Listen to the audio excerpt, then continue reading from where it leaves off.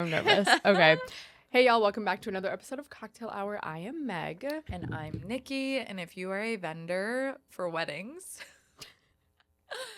guys, I had 3 hours of sleep. If you're some sort of wedding vendor going to a wedding this weekend, hopefully you're not because it's Hopefully end it's of cold. November. Or what day is it? Who knows? This is for you. I actually do have a wedding I this weekend. know. But I am very excited for anybody listening. It's going to be a stunner. Okay, eventually we will be covering 2026 wedding photography and videography trends. Came across a little post from our favorite account, Wed Vibes. Again, just a lovely time. Some of them that they did post, though, I was like, yeah, I want to talk about that. So, but first, the pre-episode yap. So Nikki and I, before we started recording, both shared that we have something, maybe not to like surprise each other with, but mine's not I want you to say whatever it is you gotta say, because mine's very much something I saw on TikTok that I just want us to do. Okay. Well, mine is from TikTok. It's not something that I want us to do, but do you ever come across a video where it's like sharing, your most important lesson you've learned in life, or like quotes that'll change your life, blah, blah, blah, blah, blah. And sometimes I'll watch them and I'll be like, man, and it really makes me want to get up and change my life at 2:00 in the morning, where I'm like, yeah. Okay. Yeah.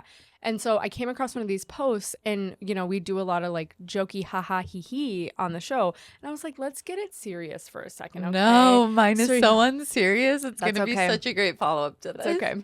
But a few that stood out to me that I think whenever you're listening to this, really think about these and how they pertain to your life, and go out and act appropriately in the world. Okay. Okay, ready? Shoot. What you're not changing, you're choosing. And I like that, because sometimes I'm like, oh, I'll do that later. I'm choosing to not do it. I need to get my ass going. Period. Thousands of candles can be lit from a single candle, and the life of that single candle will not be shortened. Happiness never decreases by being shared. Sweet. Amen. Amen. Hallelujah. I was just gonna say that. Whenever I say that, though, I do picture it like Medea. Okay. Yeah. Or anytime I say like the Lord. Okay. Yeah, it's a Medea-esque thing. How you spend your day is how you spend your life. That one's hard for me, because as I'm like brain rotting, scrolling through my phone, I'm like, not everything is a lesson. Sometimes you just fail. What? Yeah. Honestly, though, yes. Honestly, sometimes it just is. But that also, it says it's credited to Dwight Schrute. So okay. Yeah. I can see that. I was nervous I was going to say that name and you didn't know the Office. Are you kidding me? I don't know what you know and what you don't. I don't know what you know and don't. Offense. This one, I don't know how this pertains to like important quotes, but it does say, one day you went out to play with your friends for the last time and you didn't even know it. That's so sad. And I still go out to play with my friends, so. I know. I've been there. Nikki plays hard. Work hard, play hard. Yeah. But I feel like that is for everything. You never know when the last time is. You really never know. That you do everything. So just do it. Yeah. Book that flight. Book that flight. Hand those titties. That money. Yeah. But before you can build the dream life you have, remember, demolition comes first. Okay. Period. Deep. Anyways, I just thought we'd really start on a serious note on this weekend. Mine is the shut the fuck up challenge. And basically, we are going to show each other how we would tell somebody to shut the fuck up. Now, for me, there's levels to it, but I want you to start because it was my idea. Okay. Okay. So here's the scenario that I play out in my head.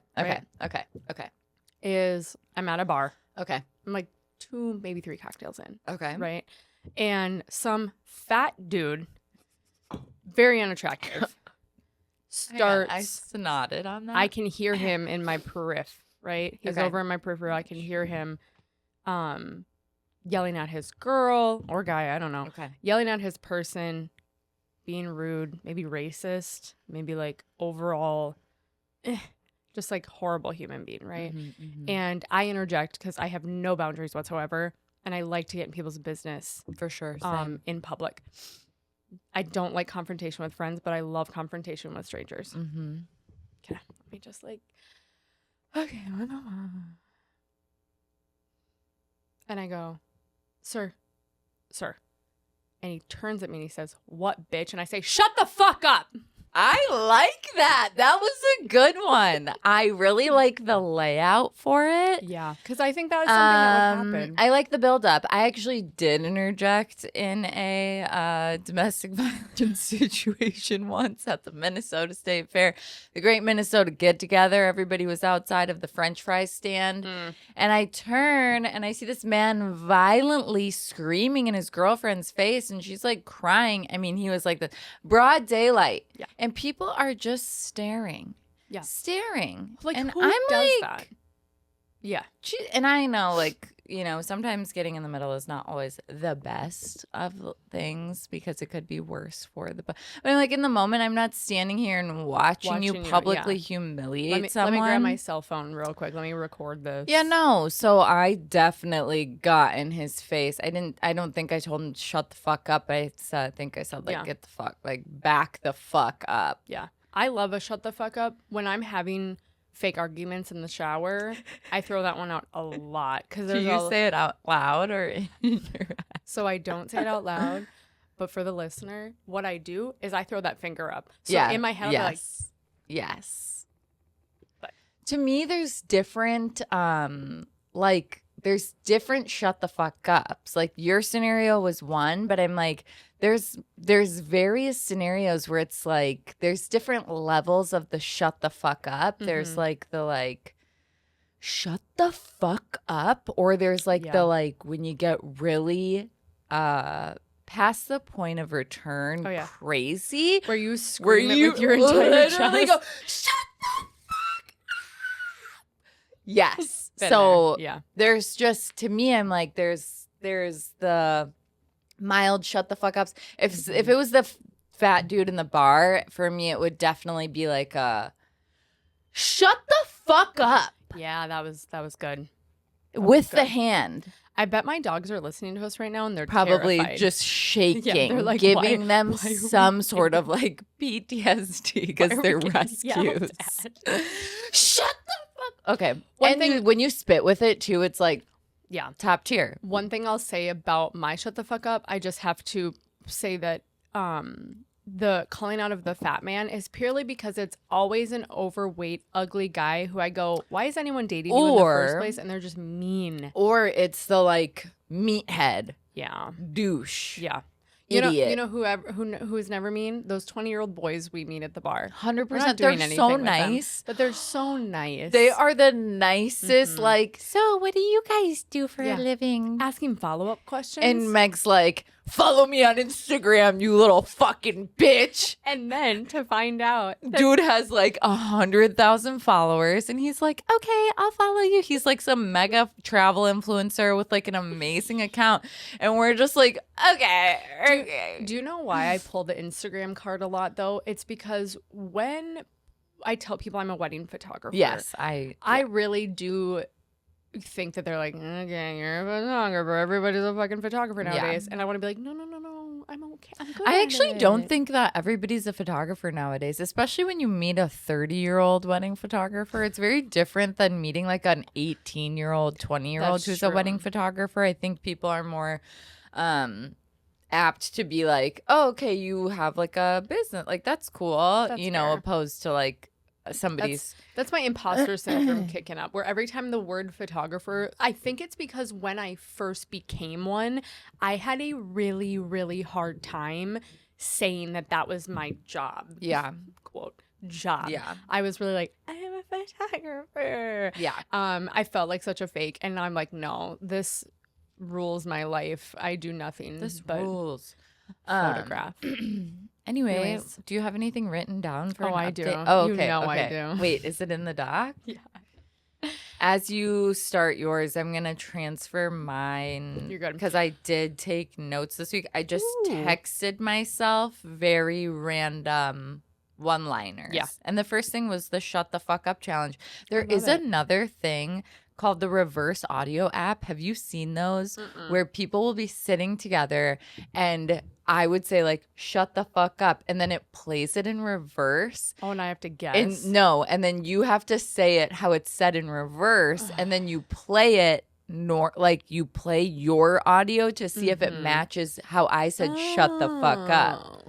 Interesting. On next week's episode. Yeah, right. I will say that I've seen things, little like challenges or I don't know, hee hee ha ha. I've watched the Michael Jackson documentary too many times apparently, or the trailer. But like Basement Yard, those two boys. No. I feel like if you saw a video of them, you'd know who them are or who they are. But you'd know who they are. You don't know who they are. It's like that guy from the Water Boy, the coach. But they'll do dumb shit, like just little games and stuff. And I'm like, we should do that. Men? Basement Yard. I've typed basement. You know what's funny though about them? I believe they started you send me their videos all the time. Yeah. They do not come up organically for me. I don't know them. Well, they, I believe, started their podcast in their mom's basement, and I think they've been doing it a hot minute, and they're now just kicking off. We could have done ours in my mom's basement, too. Yeah, that's true. I probably didn't, we didn't need to do all of this, but that's okay. I like it. Okay, couple things for me. I think I shared with you, I went to the ENT. Yeah, okay. Because I'm elderly now. And what is happening, just in case I do have an entonologist. What? An entonologist? An ear, nose, and throat doctor is probably more appropriate. But what's happening is in my left ear, if I press on my ear, not hard, but just like a little, there's a scratching noise in there. So I'm like, oh my gosh, is there a fucking spider in there? Is there a cut in there? Like, is there something that's so close to my eardrum that it makes noise? So anyways. It's a brain bleed. No, literally. I'm thinking I'm dying. So I go, first they make me do a hearing test.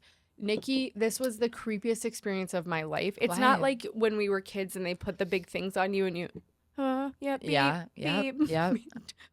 I just had the weirdest flashback to that when I was a kid. But they bring you into a room, a soundproof room. I don't like it already. No. Absolutely hate it. It felt like the moment she shut the door, if it lifted into space, I wouldn't have been surprised. Yeah. That's how just void of anything it felt. It's like people who do those water tanks, those dark water tanks or whatever, where they float in the salt water. And I'm like, I would go into full-blown psychosis and never recover. No, I don't know how people do that.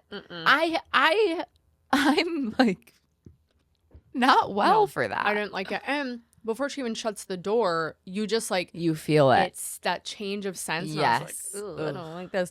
So she did say that this ear that I'm having the scratchiness, the eardrum is responding less than this one. But she was like, overall, your hearing's completely fine. Okay. And then she's like, I literally had to go from one part of the city at 9 a.m. to another part of the city at 11 a.m. So then I go to the actual ENT at 11 a.m. where you're sitting in the chair and they do the things in your ear. Well, first things first, I love Adam so much, but this bitch, I'm sitting in this chair and they have us waiting for a while. So I'm like, okay, well, I'm going to start touching stuff. I want to look at your equipment, right? Because they have this big scope that has a Zeiss lens on it. And I was like, oh.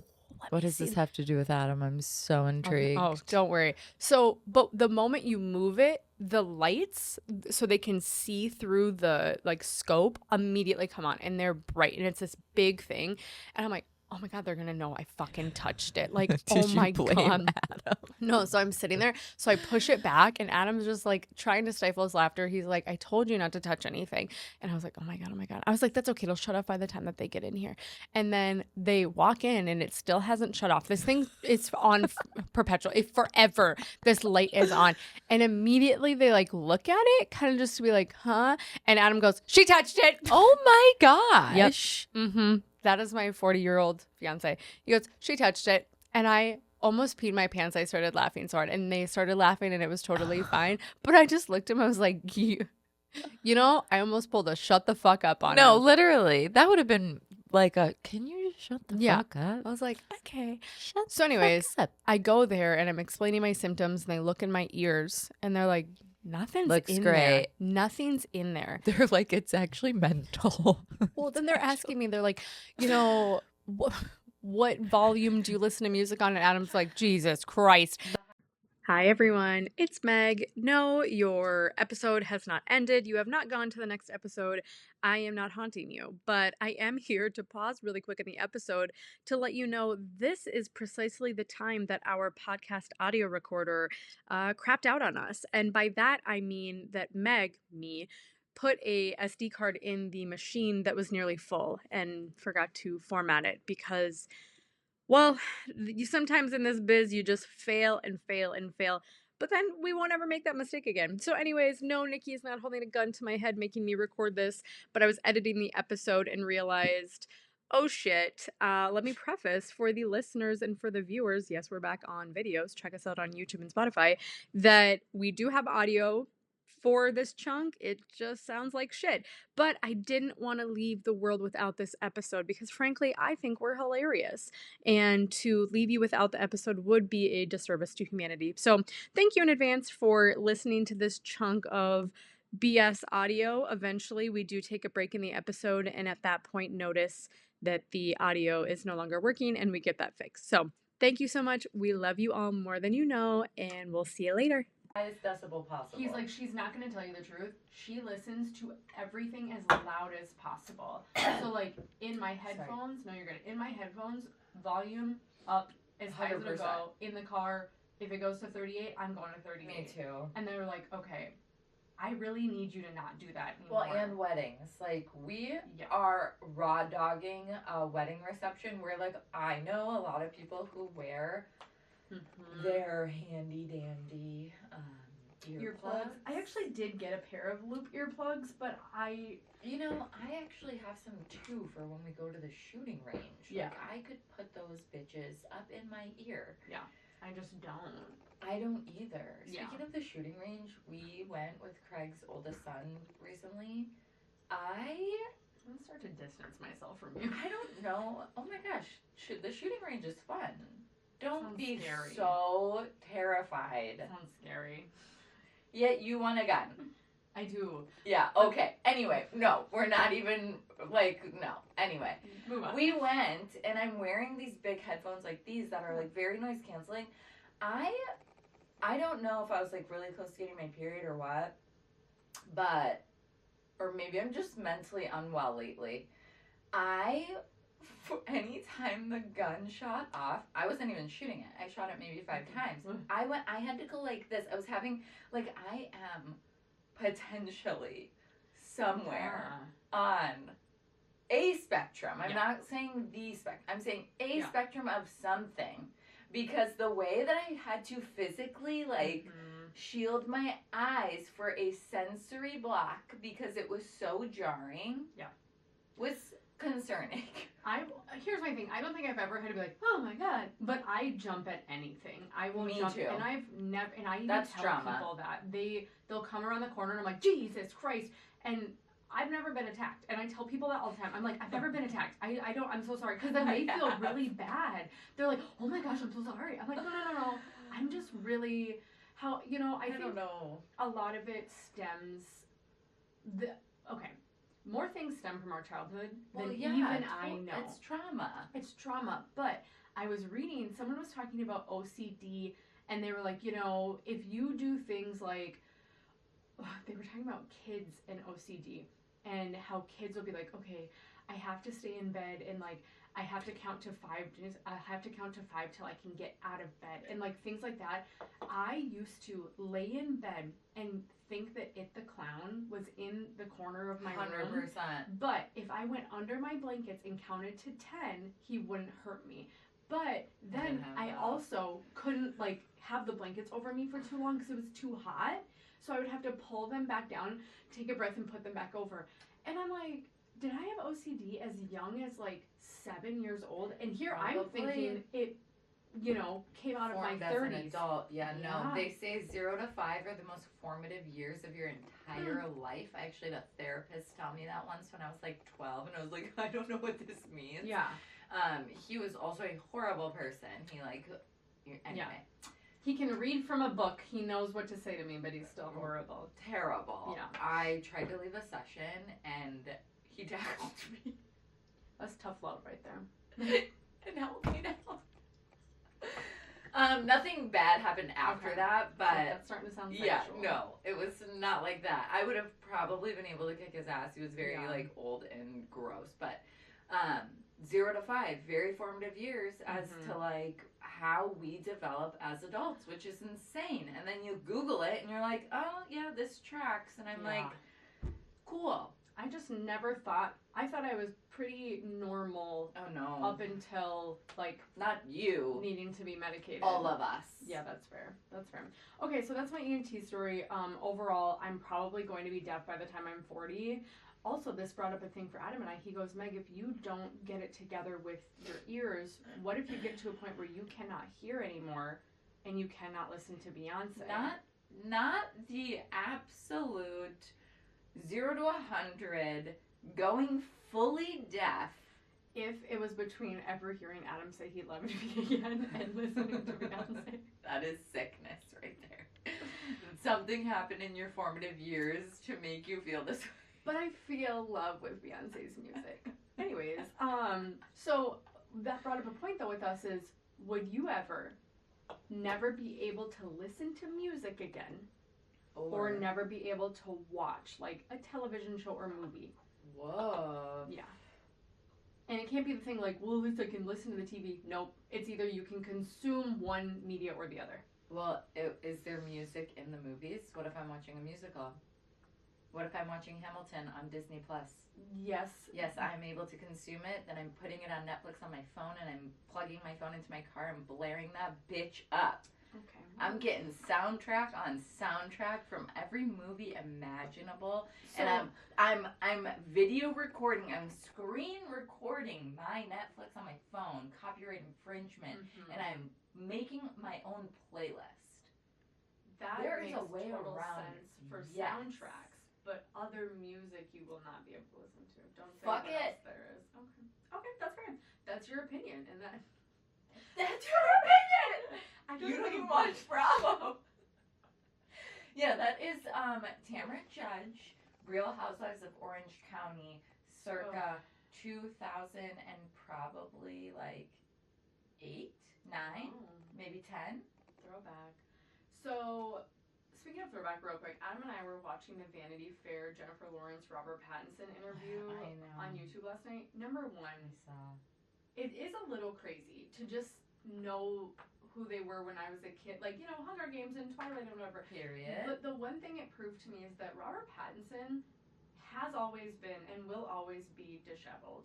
He does that thing with his hair. And I thought as he got older and he's in these Christopher Nolan movies. You know what he is? He's grunge.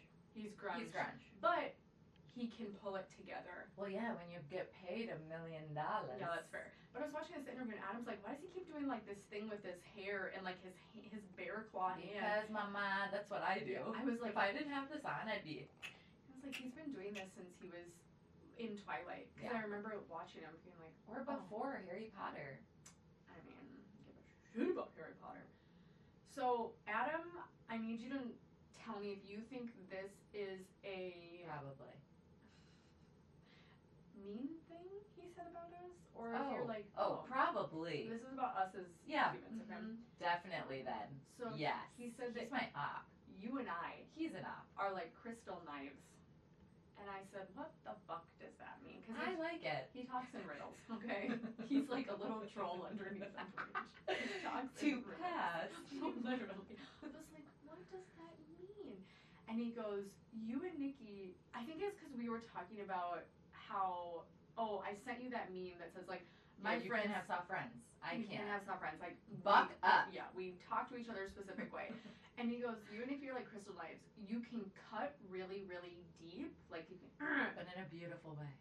Nope, that's not unfortunately what it means. He goes, but crystal is very, it breaks easily. So he said, "You." Okay. Yeah. He's in opposition. He is the enemy of my motherfucking life. Where is he? Is he home? When he comes home from the gym, I'm running him over with my fucking vehicle. It is And just to prove his point, yes, I am a sensitive creature. I was gonna say, I feel like it is very poetic. He's like, you speak. No, moving on. Direction, but he goes, I don't think you like to be spoken to directly. I'm like, that's fair. First of all, shut the fuck up. I know. We'll have to play that game on him when he gets home. We'll just keep yelling at him. Anyways, couple other things. These Starbucks cups and these crazy people. Oh my gosh, the little Teddy Graham teddy bear ones. I saw somebody listed on Facebook Marketplace for $250. Yeah. You know what I'm gonna do? I'm gonna go to Amazon. I'm gonna buy me some. I'm going to spend an hour fabricating copyright infringement. If you could get them on Amazon, they wouldn't be on eBay. No, I mean like I'm faking it. Oh, gotcha. I'm making my own. Just like this dude who sold me a motherfucking G7X for $600. Remember that dude? I took it to Mexico with me. The screen fell out. So I gave it to him to fix. Haven't seen it. Nicole. Haven't seen it. We've messaged back and forth, and he's like, I'm sorry, I've tried to replace the screen. I can't fix it. I'd be like, give me my money back. No, I'm on the verge. You've been bamboozled. What do you call him? It's like when you're in middle school and you need your mom to call like the doctors. Well, obviously, you know. Calling the doctors. No, but I will tell you, and I actually think people would come to you for the same thing. I don't dislike that people do come to me when they are in a confrontational 100%. situation and they go, Meg, how would you react to this? What would you say? And I go, oh, okay. Let me roll my sleeves. Let me roll them up. Let me show you a tutorial. Yeah. But here's the thing. Okay, example. So I'm at a restaurant with a couple kids. Z to be specific. Also, Z, if you're watching this, hey, haven't heard from ya. Love ya, miss ya. Anyway, we found a hair at the bottom of Z's motherfucking pasta. That's rough. Big, long hair. Clearly not Z's short little blonde hair. Long hair could have been mine, but like I'm across the table and I'm not dangling over your food. Yeah. So I call the manager over. He's like, no, it's fine. I'm like, well, first of all, we're not paying for this. Yeah. I'm not paying for fucking hair pasta. Yeah. Ooh. I know, right? That sounded very nice. And he's like, no. And I'm like, no. The manager comes over. Mind you, this is a bald man. This is the man at the beginning of our video of the Shut the Fuck Up Challenge. And the man is simply like, well, I don't know whose hair that could have been. Everybody's wearing a hairnet in the back. And Z, yeah, because hairnets, you can't get past those bitches. No, and Z literally blurts this out. Like, what's it called when you just aren't thinking and you just say something? Word vomit. And looks at him and goes, well, we know it wasn't yours because he's bald. And the way all of us just sat and we went, and he said, I'll take that off your bill. I'll be right back. And you're like, great, thank you. Would you like a dessert with that? Yeah, bitch, we would. Give me that a volcano. Literally. How did you know it was Chili's? I never even said where we were. Do you know why? The one restaurant that I sat down at with you and Z was Chili's and Papa before. Papa. I really think it's hilarious how you call him like Papa instead of just like Papa. Because Papa. I don't know. I don't know either. Even how you texted it yesterday, you texted Poppa. Really? Yes. And I was like, who the fuck is that? So I didn't respond.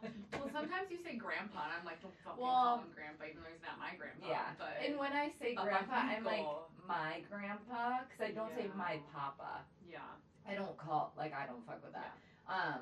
But yeah, anyway, moving on. I don't know even where we were. It is funny, when I was a kid, I remember stuff as dumb as we'd be at McDonald's, and my dad would get, they used to have it in the cardboard. Yeah. Which is what it should be. Now it's in these little baggies. What? Cardboard. Oh, the fries. Sorry. So he'd get fries, and let's say he'd get a large fry. It's half full. It would be half full. He'd go back up to the counter and be like, "What is this? Like, give me fries." And I would be embarrassed.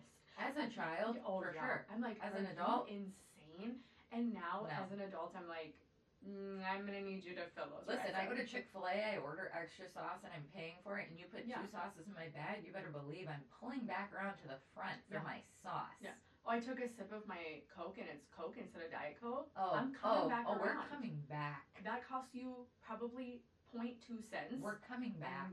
I'm getting it. I think also the fact that fast food is so fucking expensive now. No. I'm coming for you. I do want some Wendy's though. I've been craving Wendy's real bad. I've been eating McDonald's a couple times. It's just no bueno. I get it in my body, and I start to crave it, which obviously is the point of it. But that's why I don't feel bad.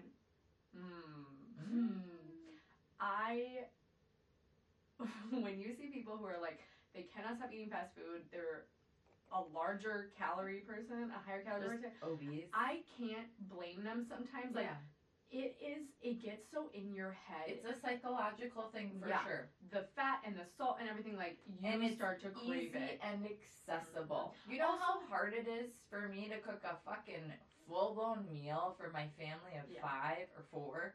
Yeah. Not easy, bitch. And anyone who's like, just ignore it. You can't drive down the street. No, they're without everywhere. Seeing 10 fast This food ain't restaurants. Europe. This ain't Italy. Yeah. We're not in wine country, bitch. We are on the highway with fucking Which is them so everywhere. Because when I am in Italy, I know they're there. Well, no, I'm craving. I'm like, give me a fucking Red. Yeah, I'm like, give me a Red Bull and Chipotle. The first thing I did when I got back from Italy is I was like, I need Chipotle. Me too, and it was so good. I'm not gonna lie, it was so motherfucking good. I just can't. Now, granted, I know that people who live in Italy are not eating cacio e pepe every day for every meal, but I did, and I started to feel kind of sick. I was like, really? I'm eating so much pasta. It's not that the pasta is bad, but I just was like, this is too much pasta for me. Yeah, like you need to switch it up a little bit I should have here been and there. eating, like, but also salads. you are right, like they're not eating that on the daily. I think we consume it as, over-consumer tourists to just say like, oh my god, I have the best cacio e pepe here. Agreed. You had mentioned Z's hair, right? Pixie cut. Or reminder, Z, if you're listening to this, please just pop in, say hey. We missed you. I gave it away already, but I did read that if a boy is bothering you, you should look at them. His short hair pixie like, cut. I love your pixie cut. I'm going to try that. I'm trying to keep things in my arsenal so I'm not saying shut the fuck up. Instead, I can just like... I like it. Yeah. Or like, you're getting really emotional about that. I actually like that one. I do pull that one out on it. I pull that one out all of the time. Yeah. I said, you're really emotional. Yeah. But like, it doesn't seem to affect Craig, and I'm like, I need to kind of... Adam doesn't like it. Fix the delivery of it. Yeah. Make it more crystal knife, more cutting. More mean. Yeah. I'm seeing this thing on TikTok. This is how you know I'm a boomer, apparently. Because this whole time I've been watching TikTok where Don't tell me you believe these videos. Okay. I did at some point, not the skits. We're getting into it. Not the skits where it's like, welcome to ABC venue, la la la la la la. There are skits. Okay, let me start at the beginning in case you don't know what I'm talking about. On TikTok, there are accounts where it's like someone writes in a full ass story to this account. The account then will recreate it going back and forth. This one person is playing different parts. La la la. Okay, yeah, like a parody. Yep, totally understand. Obviously right? not obviously real. Fake. Then there are videos where it will be a wedding, like a bridal gown shop, whatever, and they'll pick up the phone or they'll have it on speakerphone and be having a conversation where someone is super fucking pissed off, this, that, and the other, and it's this conversation, them trying to mediate, troubleshoot, whatever. No. And I was like... I never believe it. I always did. I've never believed it. And I just saw someone post the other day, and they were like... It was a post just like that. I don't know if it was a wedding photographer. It was something wedding related, and it was a phone call, and... Oh, it was a planner. It was a wedding planner. And then the bride of the couple calls and says, I want to add however many people. And then the coordinator or planner goes, okay, well, for this amount of chairs, this, and this to add those people, it's like $3,500. And the bride is freaking out, and they're going back and forth, back and forth. I'm thinking, oh my God, this chick's crazy. And then someone comments and goes, hey, fake videos are like for views is not cool. It's not the vibe anymore, guys. And something clicked within me, and I go, these are fucking this is not fake. Real. Like these, I do, again, the parody videos and like the situational. The obviously fake ones are fake. But I'm like, I never thought that people would have, like, I'd say, hey, Nikki, can you call me and pretend and we're going to go back and forth. Let's go over a script, essentially, so that we can make it seem like I am in this crazy situation to get a lot of views and a lot of traction on my page. And then I started thinking about this one had like 200 likes, so that one surely hasn't taken off. But the ones, have you ever seen where it's the private jet? And they call for a private jet, and the guy's talking to him about, what do you want? Here's the price, here's our lot, here's what we got, whatever. And I go, obviously that's not real, because there's no way that you would publish a conversation with a paying client. Exactly. It all clicked. It all makes sense. And I was like, this is absolutely insane. So anyways, but that's what sells on social media right now, is that drama. And that's why I feel like I will never be successful on the TikTok, because I'm not going to make skits. I'm not going to give you drama for the sake of drama. I'm not making stuff up. That's the thing. I am so skeptical on TikTok specifically, Instagram too, but like I can spot a fake news video from a mile away. And I don't know why, but I just never believe it's true unless you go back into that person's account and there's like 16 different story times with answering questions. Like that's when you know it's real. And as somebody who posted a TikTok that went viral about my church cult with a voice memo on it, with a voice recording of somebody's voice and having people be like, this is fake, I was like, okay, bitch, let's get into how fake it is. So I, being, I had COVID at the time and having nothing better to do, sat there and was like, for too many videos. Shouldn't have done it. But I disagree. It showed people like, oh, okay, this is real. This is not something that she's just making up. Like, this is for real. Yeah. And I just think about people who are making a bunch of stuff up, and they're making money off of these channels. Did you delete stuff? Yeah, okay, I was you're deleting as you go. Sorry, I was deleting as I go on my list. Speaking of videos that I think are kind of bullshit on the TikTok. Okay. We had talked about this briefly just offline. Okay. Because I'm trying not to alienate anyone specifically. But scrolling on the TikTok, and then a video pops up of a very pretty girl. Okay, that's what it is. Photographer. Giving the worst advice imaginable, giving very half-assed advice, or just saying things like, you don't always have to shoot prime lenses, and they're like doing their mascara to finish their look that they probably just took 45 minutes to do.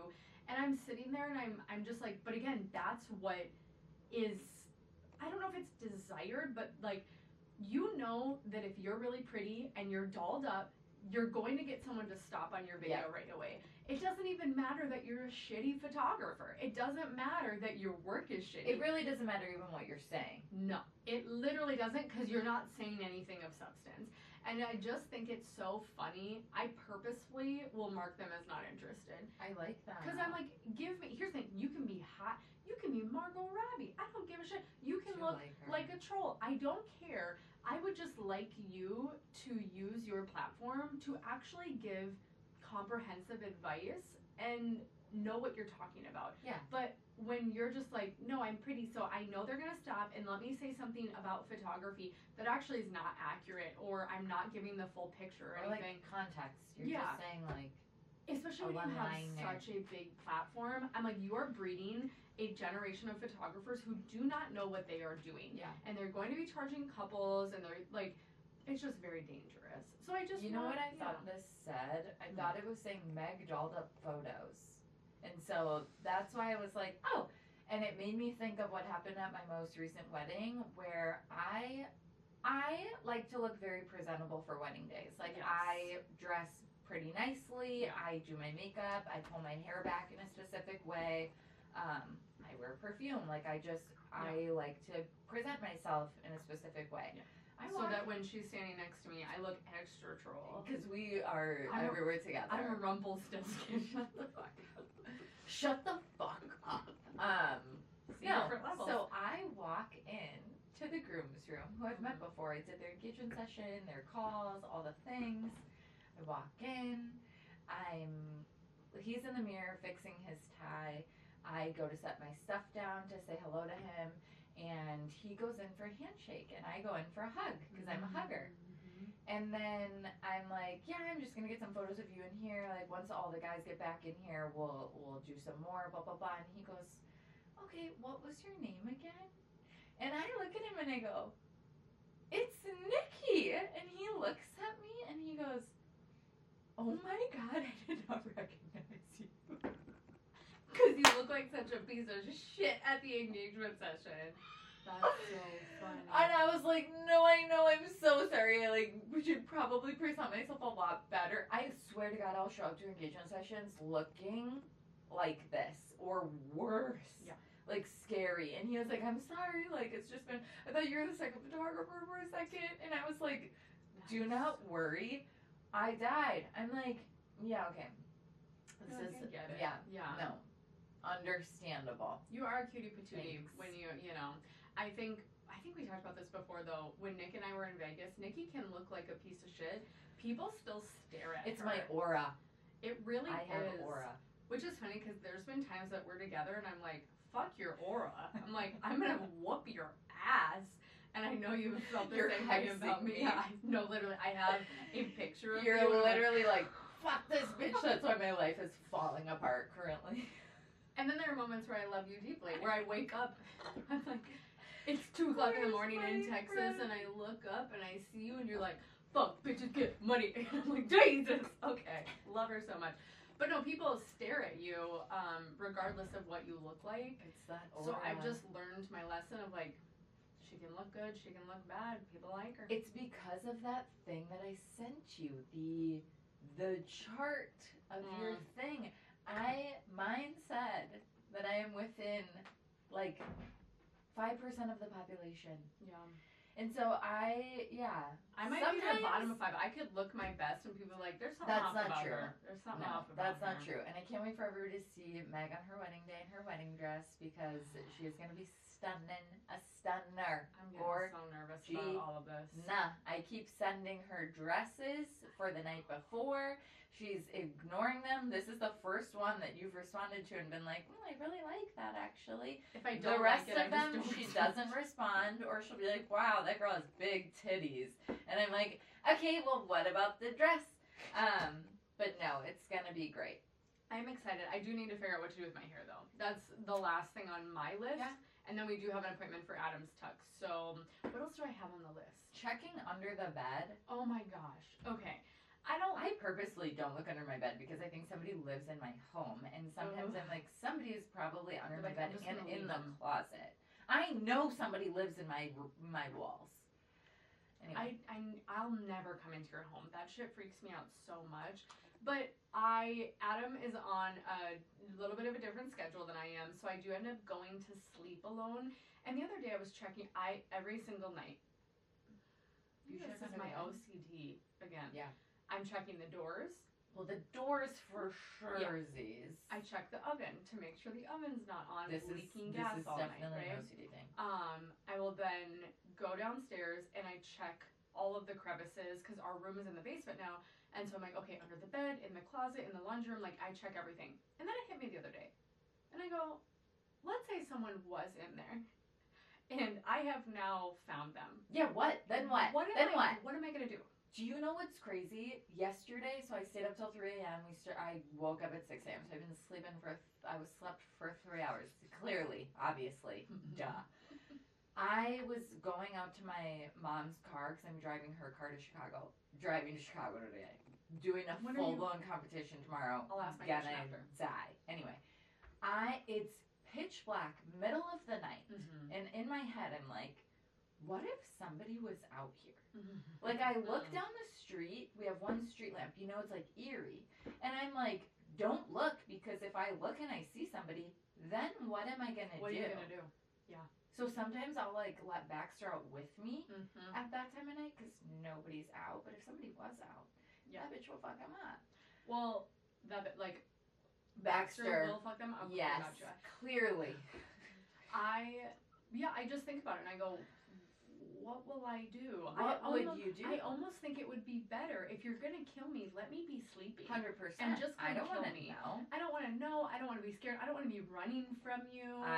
I'll outrun a bitch. I definitely Chase won't. Me. But I could cut you with my words. Yeah. You know. Personal knife.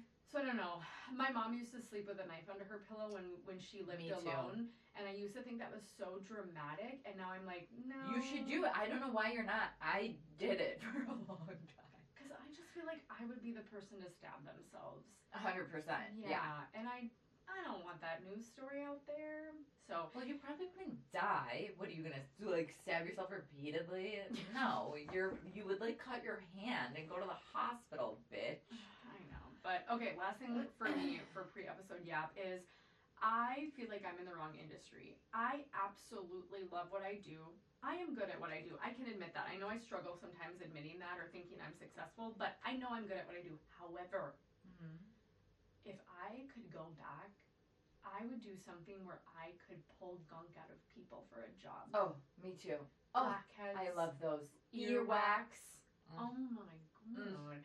And I just, even just thinking about it right now, I think it would be so much fun. I love it. I also do. Let's change careers.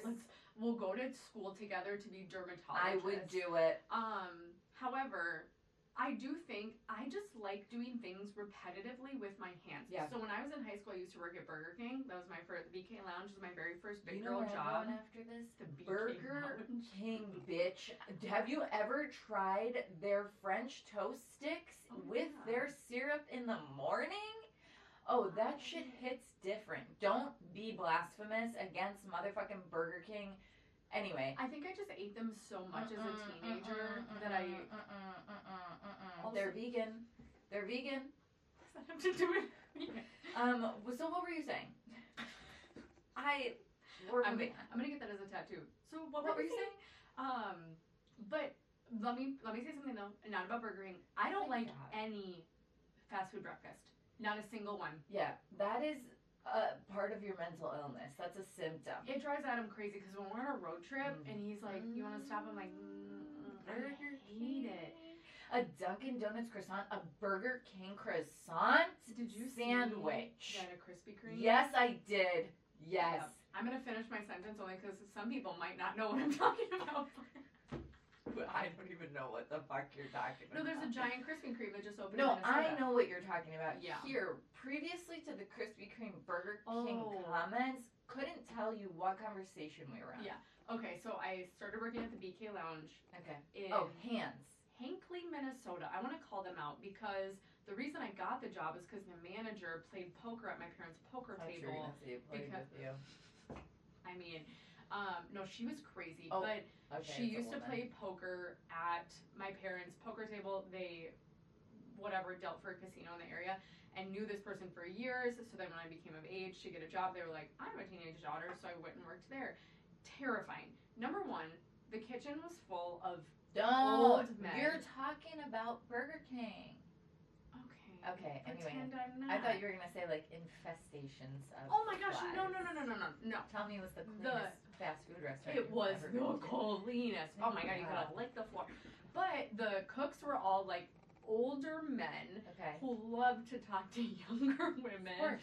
I remember there was a really sweaty, greasy young boy named Richie that I did make out with a few times in the freezer or out by the dumpster. No, I know. Or out by the dumpster, and I think about that now and I go, yuck.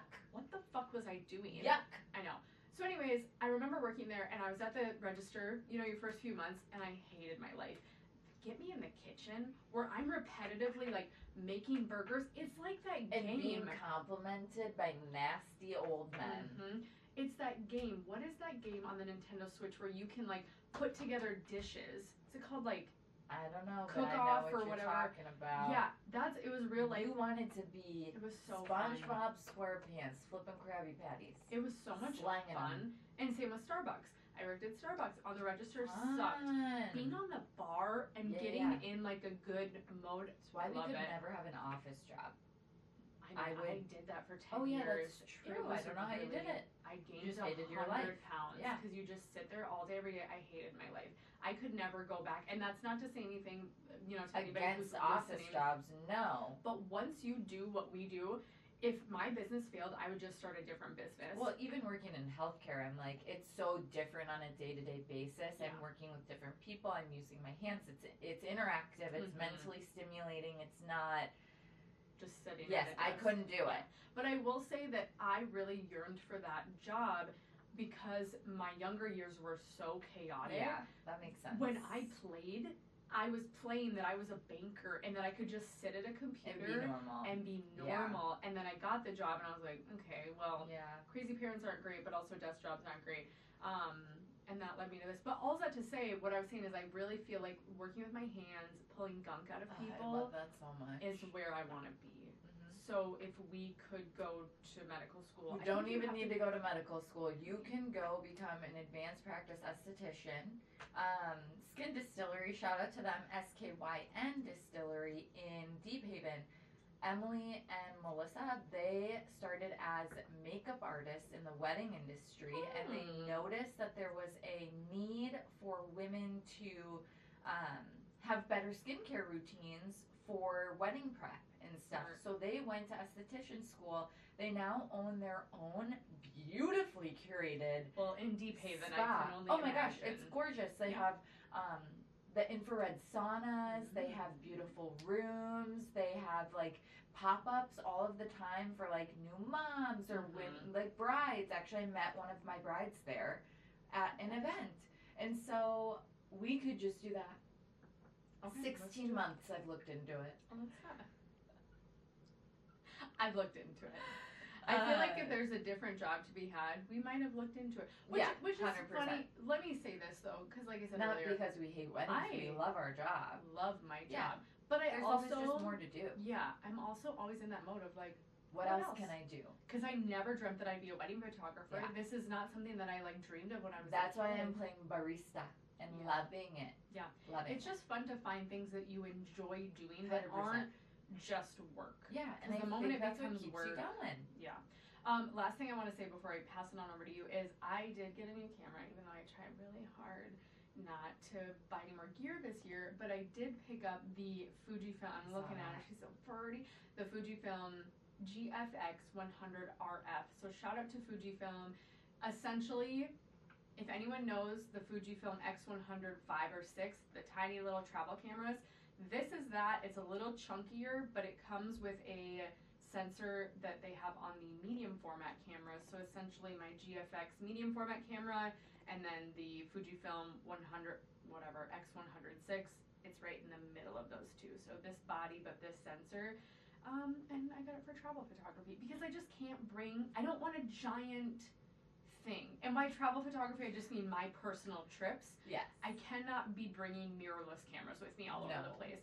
It's too much. So for the wedding. It's also those are your work cameras. Like it'd be like, a doctor's not bringing a stethoscope everywhere. Like when Adam and I did our road trip to California, not only did we bring the Canon gear, we brought the Fujifilm gear. Like it was so much that I was like, it's a lot. I don't want to do that. And shooting film. Yeah. Not going to do that. So I got that camera. Like when we go to Vegas, personal use. I'm bringing that one camera for us to just document, and I may not bring you some cameras. Yes, I was gonna some say video cameras. But anyways, that's all I have. Okay, fantastic, Sorry, excellent. Along, but it's okay. I really enjoyed it. It woke me up a little. Okay, here's where I'll start. No. Did you hear that? I burped. I heard a little gurgle. Wait, before you start, can I say something? Yeah. Because I was hoping for a blueberry latte when you got here. Yeah, no, that's not happening. But I did know that you were up till 3 a.m. and that you have to go do a literal, and I know you'll talk about it, competition. A road trip. And that. But I was at lunch and I go, I can't find a blueberry syrup. I can't find like a blueberry or berry because I'd have brought you a blueberry syrup. I should have done that. You should have, but but at Caribou, I love. It's not even on the menu anymore, but they still make it. It's called a berry white mocha. Essentially, it's a white mocha with I'm assuming raspberry in syrup, it. Yeah. And it is so good. I've gotten it since I worked there in 2011. And I was like, you know what I could do? You know what has berries in it? Jam. Mm-hmm. I could just get some blueberry jam, put it in a cup, kind of mash it down if it's chunky, and then, maybe a little hot water to kind of break it up a little bit, and then espresso and milk. No. Absolutely not. No. Because I was like, I was looking at how to make your own blueberry syrup, and I was like, well, you need blueberries, you need some sugar, do you whatever. follow me on TikTok? Do you follow me on TikTok? Yeah, I do. I don't think Provisions follows me. Okay, well, first of all, what the fuck is this, bitch? That sounds like I check it every day, and I'm like, oh, they're not following me yet? Well, I guess I'm not following Delete! Block! No, not interested. Not interested. Well, I have information that I can provide you on how to make a blueberry syrup. I have a full tutorial. What's the TikTok? What's the name? Girl, I don't even know. Because we're going to shout them out, so you can go watch Nikki make these delicious lattes. Because jam does not suffice. No, it's not the same. And even making your own syrup, you have to strain it. Yeah. So, like, imagine straining a chunky, fat fucking jam. But to make the syrup, it's at Promise Cafe Provisions. And literally, to make the blueberry syrup, it's sugar, which I use brown sugar, a cup of blueberries. I would. Cup of blueberries, and a cup of water. And that's it. You just put it on the stove. You mash it up a little. Yeah. And then once it's cooled, you add some like vanilla extract or like vanilla bean paste or syrup just to add a little bit. But that's literally, it's 3 things. So super simple, super easy. I'll let the professionals make it and just bring it to me. Yeah, I should have just brought you some because I have extra. I don't know what's gotten into me. I love a berry latte, whether that be blueberry, raspberry. Like I think I got it into your brain a little. I actually made one yesterday. Again, for the audience, I wouldn't know because it just doesn't. Because she doesn't follow me. Okay. Should we follow each other right now? Let's do it. You did comment. And this isn't. Follow. Hold on. Okay. I thought that your account changed to it, but yeah. So maybe that's why I assumed that I was following you. Okay, I'm gonna get into my stuff here. Do it before Number 1. Cut you off again. Frankenstein movie. I need you to watch it. I have watched it 3 times in 48 hours. It is 2.5 hours long, mind you. There are videos now all over my Instagram algorithm that are popping up that say, like, never thought never got the appeal of Jacob Elordi. And I never did. I was like, okay, he's a dude. He's a man. Jacob Elordi, if you're watching this, I will do anything for you. I would do anything. I would do. And you know what I like most about him? Not only is he like, I think he's a pretty good actor. He's never he's an incredible actor. Let me tell you, Guillermo del Toro literally said, "You are one of my favorite actors of all times." He was gassing him up so much, and after watching this movie, oh my god. Oh my god. I'll watch it tonight. The kissing booth, boo, tomato, don't care. Yeah. Euphoria, okay, I think he did a good job in Euphoria. Sure. Yeah. But nothing. I hope the listener knows she's gripping her mic. This is serious. Nothing. Okay. This is one of my favorite movies now. Okay. Of all time. I will watch it. It is so beautiful. Just. Can I say, I love to see this because I'm not a film girl. Yeah, and I love certain films or I love certain albums. They just give me such a feeling, and so I love to see that elation from you. It is I could cry talking about it right now. Okay, I will watch it. So I hope I hate it just because I think. Oh my god, it is so. And it's only on Netflix. It's not in theaters. You know I love the theater. The theater. It is so good. It is a cinematic experience. And mind you, I really enjoyed Sinners. And I was like, yeah, Sinners is so good. No. If I could never see Sinners or anybody in that movie ever again, I don't care. I wouldn't. This movie, the parallels, just the way it's done, Oscar Isaac is an incredible actor already. And then to watch this performance, and did you know Jacob already got like a 15-minute standing ovation at Venice Film Festival for this movie? If he doesn't win awards, oh my gosh. Sorry to the listener. You guys don't understand. I am on a thing about it. Yeah. And I don't care about the cinema this much. I do not care about actors. I don't care about anybody but my dog like this. I will watch it. And I will give my honest opinion. Okay. As someone who does love the cinema. I'm excited though. I've heard really great things. Oh my gosh. I'm just really behind on movies. But I will say Greer asked, she wants to go see Begonia next week. So we're going to go see that, which I'm excited to see. I really want to see Die My Love. I really want to see that too. Like I sent it to you and I said, I think this will actually be really dumb. Like, I think it's not going to be a great movie. I heard that a lot of people are like, ooh, this is not what I thought it was. I believe it's a take on postpartum depression. Which, since I don't have kids, I don't know. We'll see. I think we should see it just because we should see it. And then obviously, Wicked's coming out. So anyway. Don't worry, I won't drag you to that. Moving on. Have you seen? Oh, also that one Wuthering Heights. We're seeing that shit. That one does make me nervous. Oh, by the way, that song, the Fall in Love Again. Yeah, that's from that. The full soundtrack. Adam heard that the other day and he goes, "Who sings this? I really like this." And I was like, "Shut the fuck up."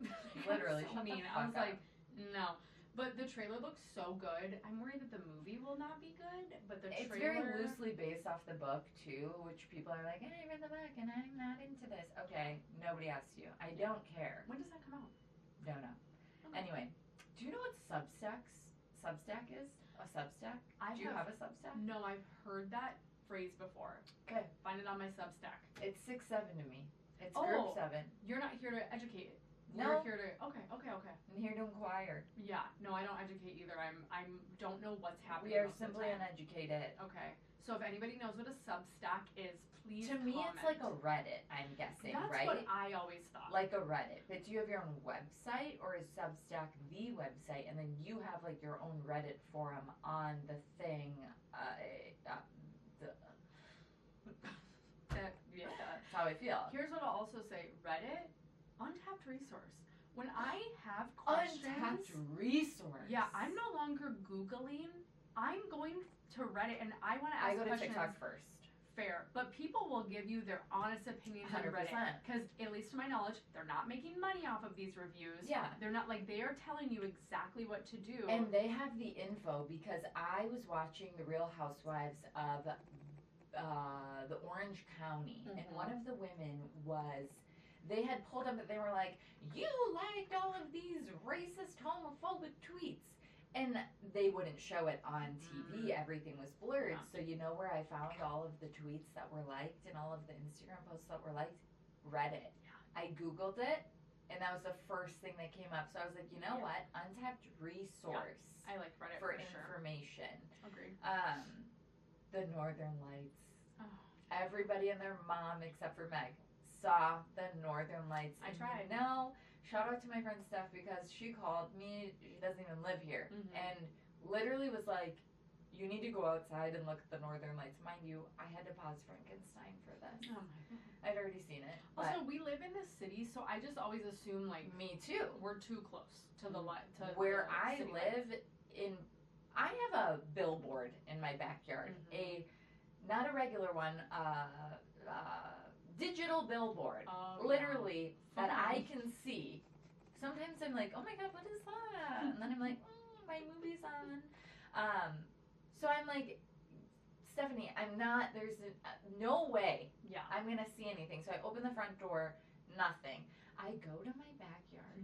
Never have I ever seen such a sight. directly over our home and our home alone. I honestly, for a second, was like, am I getting abducted by aliens? Thank God I was not high on marijuana.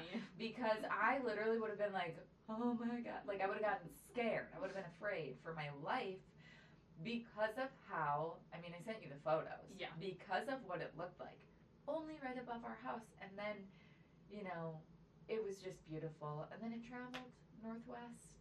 And it went on. Nikki texted me with the photos, and she was like, you have to go outside. Which, let's insert the photos, because people are probably like, oh, you live in New Hope with a billboard in your backyard? I walked outside. No. I was in the bath. I was in the bath, so I was like, well, I gotta see this. I know. But I was like, I gotta see this. Literally get out, throw a towel on, and I just go run outside, because I'm like, well, whatever. I'm gonna hop back in the bath anyway. Nothing, and I was very sad. But I am very close to the city. Also, I only came out to my backyard. Maybe if I would have went to the front yard, now hearing that you saw it on one side and not the other, it may have been a lost. I may have not done it accurately. My friend sent me this photo. A friend of hers was traveling in the air. I keep burping on this. Look at this. From an airplane. That's crazy. I'll have to insert that because that is so beautiful. The fact that like this all happened and I didn't see it, I will say I have major FOMO because I've always wanted to see the Northern Lights and have been planning in my head hypothetically fucking Iceland or Norway or something. Go see the fjords. Then they're in my fucking yard. Hell yeah. Next is gonna be I got a pedicure. Oh. I got a manicure too. Yes. Also, this made me think of something else. But on my toes, I'm a white toe hoe. Like, I am a white toe hoe. Yes, you're a black toe girl. And I don't know how I feel about that. I'm not going to lie to you. It's giving grunge. It's giving goth. It's giving, like, dark spirit. I used to only get black nails as well. Yeah, I had a friend who beat me up once who also only ever got black nails. Oh. And don't do that again or you'll give me PTSD and I'll be... Every episode, you'll be like, so, and I'm gonna jump. I do like a black nail. Absolutely not. So, I got... Okay, for the listener, Nikki's pulling out her... I'm not putting the dogs on the camera. Well, you should. Oh, French tippies. Okay. I feel more rich than I've ever felt in my entire life, and I'm gonna start a foot finder because I feel like my feet have never looked so sexual in their lifetime. I told you, especially with how good I'm getting with lighting, I think like you putting your foot up. I'm down. And we'll do like a honeycomb dripping honey down onto your foot. I'm down to clown. This pedicure made me want to be like, you know what? Those are pretty feet. Full send. I'm sending it into, I'm posting them on Reddit. We're going to, and my Substack. If that's what it's for. I don't know. But, yeah, I was a little bit like, is this chuggy? Is this, like, 2007? Is this, like, giving OnlyFans? But I don't care. Also, I don't fucking care. Trends are cyclical. I think, personally, and this is just me because I'm lazy, I would love to be the, like, oh, okay, you're wearing baggy jeans and a t-shirt. Because, like, that's in style. But I want to do that my entire life, even when it's not in style. That's what I plan on doing. That's okay. I do not care. Because eventually, when I'm 60, it'll be back in style to wear baggy dad jeans. And I'll be like, oh, look at me. It'll never go away. I'm fitting in with the youth. The crowds. The young crowds. Yeah. Yes, I have arthritis, but I'm fitting in. I'm fitting in. I'm osteoporosis. Can someone help me pull up my pants? Lastly, I would like to give a shout out to Meg because I had one hell of a Sunday. I'm not going to get into it fully, but essentially we had a very traumatic event go down in our household where one of my dogs had to go to the emergency vet and two of my household members had to go to the human emergency vet. And it was just a very traumatic moment. So, like, I have rescue dogs. I guess I'm getting into it. I have rescue dogs. They are not meant to be fed together due to some food aggression on both of their ends, actually. And so one of my dogs has notoriously bullied the other for his entire lifetime that they've known each other. He just, you know, He's the old dog in the house. Yeah. He's always been the older dog, so he can bully the newer dog. Well, he bullied him. And then the bullied back and responded. And I was not home when this happened, which I think made me feel 10 times worse, because I've been home in the past where tensions have been high and I've been like, I know what to do. Yeah. I know how to separate a dog. If you ever find yourself in a situation where your dogs are tussling, pull the tail of the bigger aggressor. Yeah. Because what it makes them do is turn their head back, and they are not going to turn back and bite you necessarily, but it will allow them to release. Yeah. And so then you break can from that situation. Yes, and break, like mentally break too. So you can literally yank their tail all the way back. Well, my mom, my sweet baby angel of a mother, whose head is in the clouds, many a days. I'm just picturing her shoving her arm in there. Oh my gosh. Shoving her hand. So she just doesn't know what to do. Yeah. And in this particular situation, like I said, I wasn't home. Well, whilst it's happening and I'm 25, 30 minutes away, she calls me and is frantic and is losing her mind, and understandably so. It's a scary situation if you've ever had it happen. I've had these 2 dogs for 10 years. I know how to handle them. Yeah. I know what to do. She does not. And she is somebody who just kind of inserts herself in the situation and panics. That's another thing about my mom. I feel like in a high pressure situation, like my grandpa fell once. He was on the floor. He was really not doing great. You know, I approach the situation and I'm like, okay, let's handle this. When it comes to the dogs, I'm less calm, but my mom in any high pressure situation is just not necessarily calm. So it was, anyway, moral of the story, it was very stressful. Things wound up happening. My dogs are completely fine. My mom, not so much. She was supposed to come to Chicago with me this weekend for my High Rocks competition, because my dumbass signed up for another one. I don't know how I'm going to work out for an hour and a half straight tomorrow. Tomorrow morning. Damn. I don't know. Yeah. I'm so sore everywhere in my body. I'm exhausted. My bowels have been in shambles recently. I don't know how it's going to happen, but we're going to do it. Yeah. Whatever. But anyway, so I'm physically in shock when I get home because my mom is a mess. My papa is a mess. My one dog is a mess. Yeah.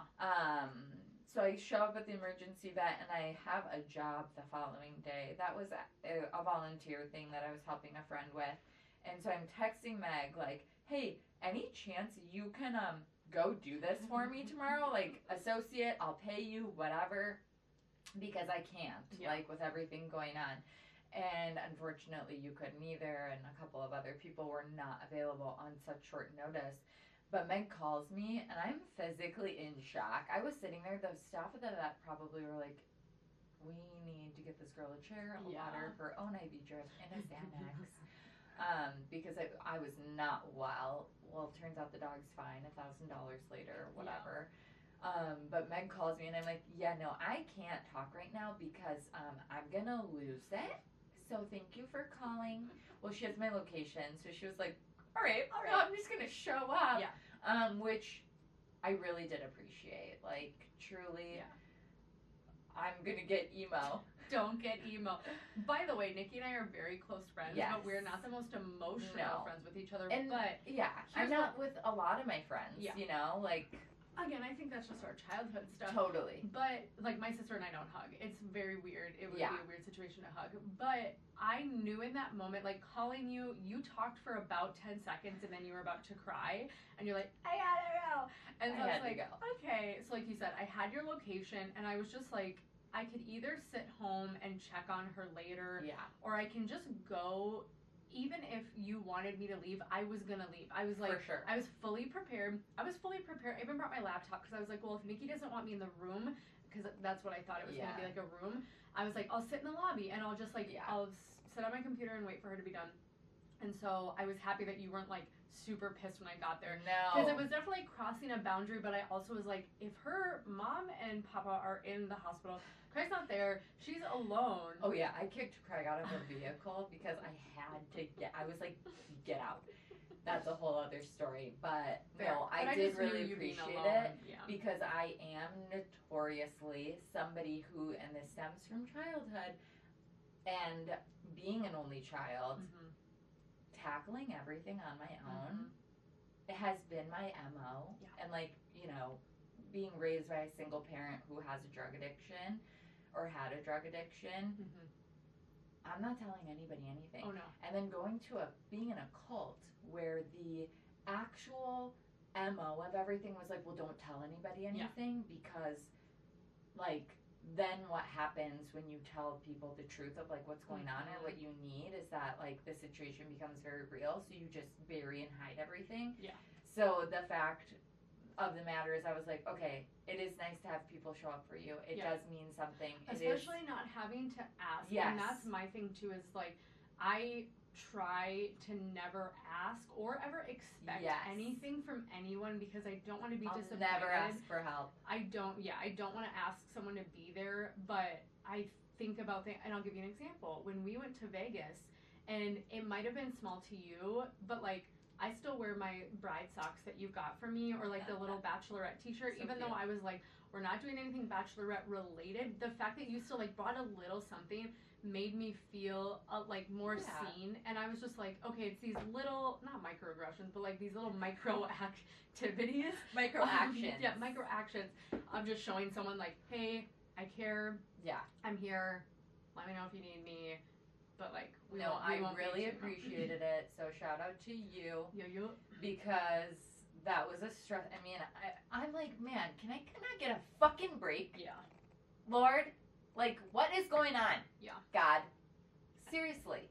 And now you're gonna punish yourself by working out for and I've stayed up every single night this week. I have not been eating well. I have barely gone to the gym.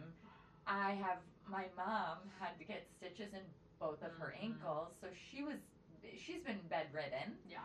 Papa, I've had to take him to appointments, and I'm just like, where is my break?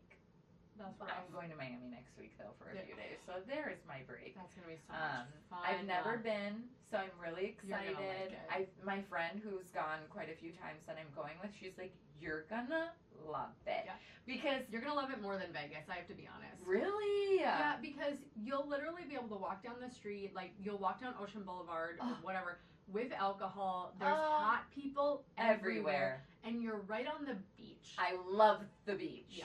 That's the thing. But I did get an itch for Vegas. I texted Meg because I watched The Hangover. Craig and I showed Papa The Hangover for the first time. And he's like, oh, man. Oh, man. Wow.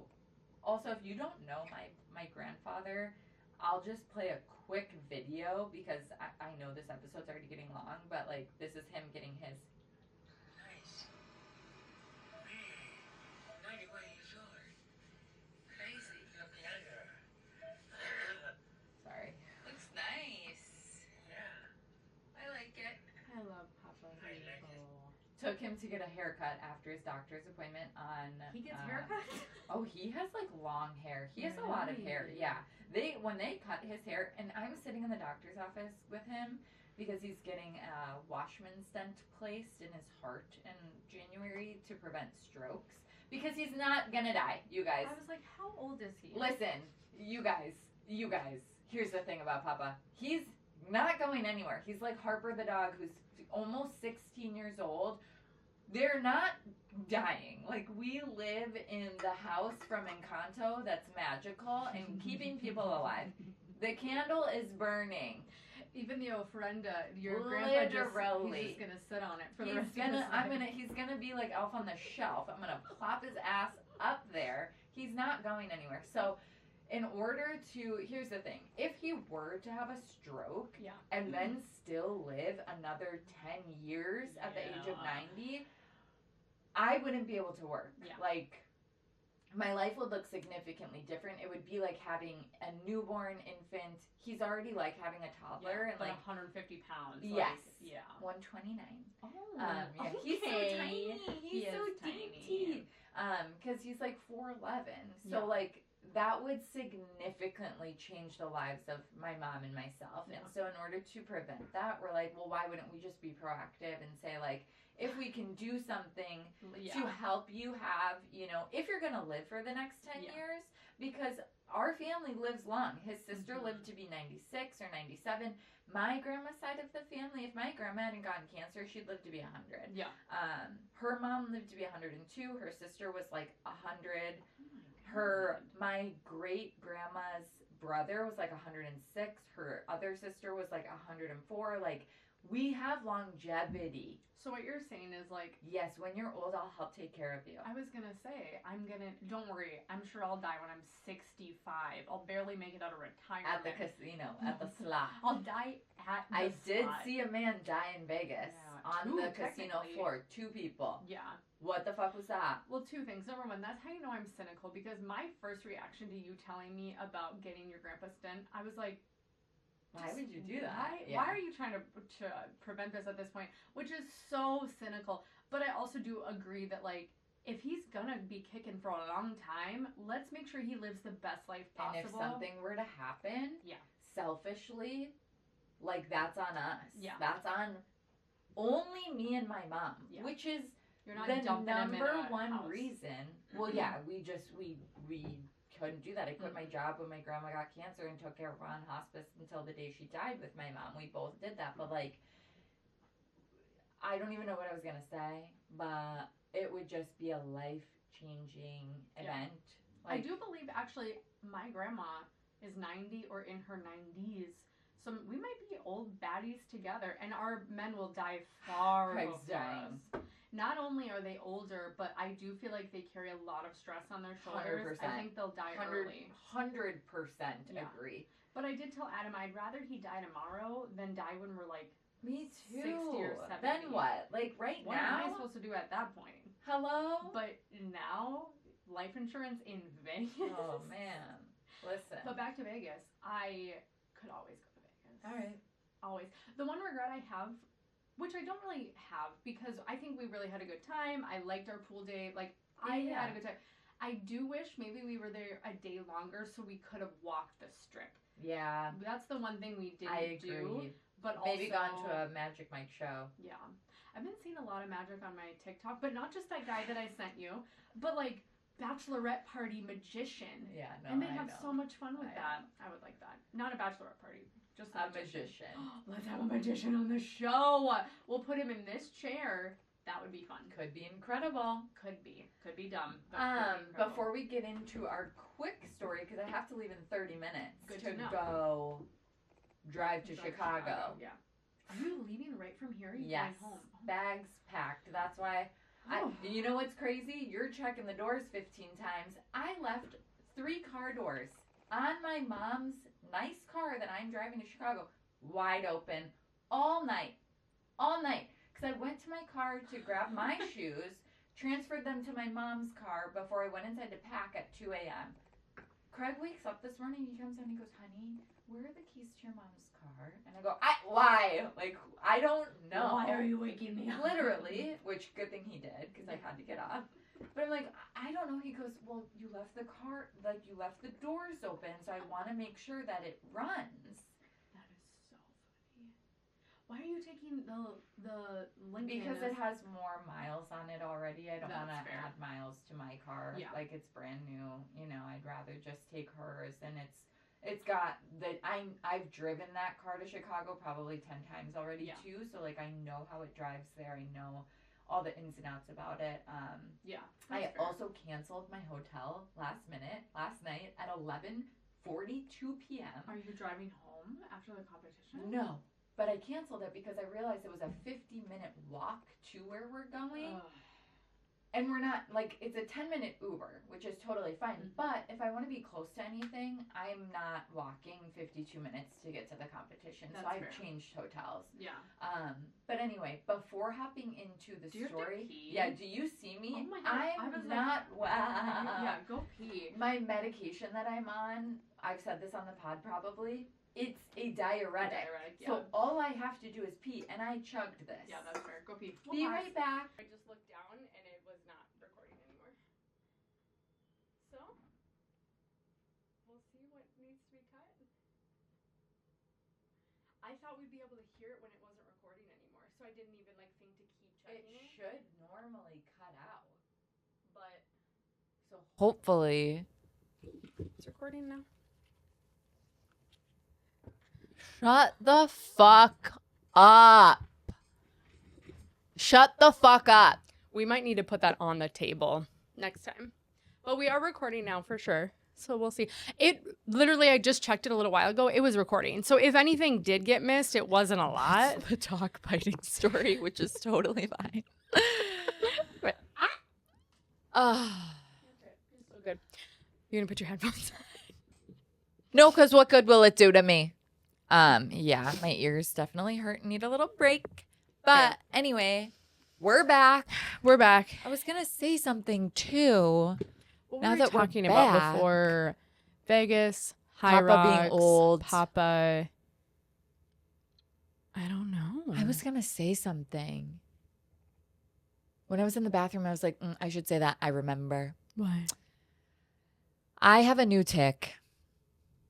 I have been saying the word woof audibly out loud, as well as texting it to people. Like, Oh. woof. And then I'll be like, woof. I don't like it. I think that's disgusting. I know those things are hard to like Kick. They're really hard. I used to say, when I was in high school, I used to say y'all a lot. Like, I feel like I say that. heavy. but No, not a lot. Like, heavy y'all. Yeah. And I said it for like 2 years straight. Everyone's like, shut the fuck up. We are not down south. No, everybody was like, no, you know what happened? Hmm. Then others started to say it because Mhm. when you're around somebody for so long, you say something. What is this? Is this my glass? Oh, it's the thing tracking my face. I can't see everything. But when you like are around somebody so much, you pick up on their mannerisms. It's like you and Adam both say fair a lot. And A by the way, lot. I never said that before I started dating him. My mother looked at me one time and she goes, "What the fuck are you talking about?" She said, "I've never heard you say fair in your life." Or you guys say that's fair. That's fair. But you know what? I thought about that about a year into dating because he'd be like, "Yeah, that's fair." And I'd be like, "Shut the fuck up. Like, say something else." But now I think about it. When I say fair, Yeah. I go, well, if I didn't say that, what What would would I I say? say? You So could if say like sounds good. Yeah. Or yeah. If you're like, hey, I'm Makes not sense. fair. Okay. Okay. One other thing I wanted to do before we get into this, because I know you got like 22 minutes before we got to get out of here. See. Funny you say that. I want you to teach me a word of Spanish Every episode. every episode. I prefer for many words, maybe a sentence, but I really do want to learn Spanish. So teach me a word. Let's start with a word. Don't say like a swear word. No, I'm looking Or a at phrase. your shirt. So let's say Hairy. dirty, Dirty. sucio, Sucio. dirty. Sucio. And in Spanish, you would switch like martini, sucio instead of dirty martini. Or Well, like, that's you know what I just mean? Dumb. Yeah. No offense to the Spanish community. That's the thing that I have Or troubles you with could say sucio martini, I guess, but when they're like, sucio. oh, the different I don't even know half of it. boy girl pronoun, not pronoun, but like however you're supposed to say Yeah. things. What I don't conjugation? know. What? Just say the word. Don't say know. it in order. Don't know. Okay. Sucio. Sucio, Dirty. dirty. Is it also, could I use that as an insult? Like, does the Yes, word work? you could. Okay. Yes. So I could just look at like a dirty person and say sucio. Yes, Okay. 100%. That's a good one, actually. I really actually would really love to go I really actually would love to go to Mexico City. That's been on my list. Me too. Do you know That'd be fun. that has been on my list? Let's do it. Okay. Done. Just like I text you earlier, let's go to Japan, and then I screenshot it so that when we do eventually go to Japan. Did you screenshot my response where I said, sounds good? Yeah. And then I'll be like, made it out Yeah, of we're in group Japan. chat. Yeah. That'd be so much Okay. fun. No, literally, that's how I'm going to Miami. I started looking up flights one day because my friend goes to Miami a lot. Mm-hmm. And I sent her these flights and she was like, are you being serious? Yeah. And I said, what makes you think that I wouldn't be serious right now if I'm sending you a motherfucking flight? A flight, yeah. So we FaceTimed and she was like, I can't tell if you're being serious. And I looked at her and I said, I'm serious as a heart attack. Yeah. And I just told Craig about this about 4 days ago. That I can't even blame you. That's something I would do to Adam. I'd be like, hey, by the way, I actually need you to book your fucking Vegas flight too. Okay, here's the thing. I might be flying from Phoenix to Vegas. Fair. Also, I was only able to get you a room through the 1st. So we're going to have to figure that out. Okay. Yeah. Okay. And What I day know, I is your think you said wedding the day? It's the 1st. It's when I say through the 1st, I You mean mean like to check the out second. the second. Okay, Yeah, that's totally fine. But I tried to get you the That's totally second fine. to the 3rd Don't and worry. I couldn't. Okay. Don't worry. Okay. Okay, you ready to Yes, productivity but this call? let me go to Wed Vibes. Also, Instagram changed its structure again. So now my messages are down here instead of up here, and I fucking hate it. Same. Oh. I I'm texting you the video because I actually saved it from need to- TikTok. Because now I don't know if the Wed and Web vibes are different, but texting it to you right now. Oh, okay. Okay, so essentially what this is 12 major wedding photography and videography trends for 2026, and it's on the Wed's TikTok. And the very first one, I could have told you, film frames. So tell me how you feel about film being a trend. Do you feel like all the couples are wanting it? Do you feel like it's very Wait, what's it called? The Wed Vibes? just the Wed? I just texted you. I didn't. Oh, I got it. Well, we've talked about film in general being seen as a trend, which both of us agree that it is not. Yeah. Within the photography community, I would say I don't feel like it's a trend Mm-hmm. because it has been a staple and like the basis of photography for so long that that's how I feel on that end. In terms of it being a trend for couples, I definitely can see that, but it's for a specific couple. Yeah. I have a lot of couples who are like, couldn't care less, doesn't mean anything to me, whatever. Yeah. But there are more of the like creative or maybe like sentimental people who are like, yeah, we want to add that. But as far as it being like a trend, I think if I had a couple who was looking after it as a trend, it would kind of turn me off, you know, being like, well, let's talk about it more and get into the actual like how much work it is and what that means. And I don't know. Because to me, I don't feel like it's I mean, yeah, it might be trendy, but I do feel like it's more for people who want a more like longevity on the Yes. photos, because it's going to look so nostalgic for such a long time. It's not going to look good for Agreed. just now. It's going to look good forever, or like the Agreed. vibe is forever. I just did a family session, and when we were talking about like packages and stuff, and they were like, hey, can you meet this budget? And I said, I can, but that would be shooting digital only. And they go, nope, we want film too. Yeah. And when I looked at some of the film scans from the family session, like it literally felt like I was looking at a session from the 80s or Yeah. something. And it felt so, I loved it so much. I was so happy that they kept film on. So, you know, 'tis what it is. This one, I'm actually liking more and more. Blue Hour Magic. I love Blue Hour. Yeah. I love Blue Hour so much. Sometimes I like it better than Golden Hour. I think Golden Hour is just so gold and there's just so many flares and like, you know, it's a hit or miss really. And it depends on where you are. And, you know, it's just, if you're shooting out at La Pointe and you go across to the field across the way with the sun during Golden Hour perfectly cracking through their tree line, amazing. Yeah. Beautiful, perfect, chef's kiss. Give me 17 of them. If you're somewhere else where you don't have that magic necessarily. It's not going to feel the same. It's not going to look the same. Agreed. However, Blue Hour can be good, in my opinion, anywhere. Yeah. Anywhere. I am liking, yes, I'll always like the few photos in the gallery where, like you said, the sun's cracking through and everything. But I'm waiting for it to actually drop behind 100%. the tree line and then be able to get some, even more. Because I feel like when you first start photography, a lot of the times I feel like people's work is a little warmer. Yeah. So that sun flare and everything, it really feeds into their work. Whereas I feel like some people, as they change their editing style, they're like, yeah, I like a couple photos like that, but I really want to lean into like more of a moody at that point in the evening. We've already done so many things. So yeah, I've been loving a Blue Hour. I love it. Like Some of my favorite photos are from Blue Hour. Lighting in general right now, I'm having a bit of a mental bee about it because I looked at some photos I took of a wedding in the same spot from 2:30 p.m. to 3:30 p.m. The ones at 3:30 p.m., stunning. Like the light had dropped just a little bit so it wasn't right above their heads, and it looked so good. And I was kind of like, okay, how do I start to have that conversation with couples on their timeline of like, if we even waited 1 hour for photos, it would make a world of difference. So trying to figure out, okay, when is sunset?